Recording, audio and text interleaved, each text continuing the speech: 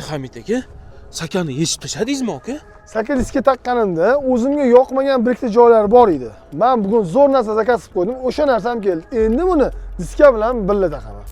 Okey, diskani ochadigan narsa mana shu Brembo emasmi? O'zingizdan bilasiz. Brembo qo'yganingizdan keyin diskingiz boshqacha ko'rinishga keladi.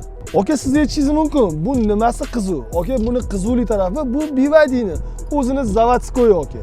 Men bu narsani hozircha Vayax bilan birga BYD'ga olib kelib qo'ydim. O'zi qaysi mashinaga diska yarashadi? Kommentariyada yozib keting, okey? O'sha mashinaning diskasini Brembosini originalini ko'proq olib kelishga harakat qilamiz. Kulli spoldi okey. Garajdagi 4 tani dodda diskani olib chiqib taqadigan payt keldi. Okey, yozuvlarning ikki xil rangi bor. Rasvetkasini o'zingiz tanlab olasiz. Xohlasangiz oq, xohlasangiz qora. Okey, bizga obuna bo'lmadingizmi?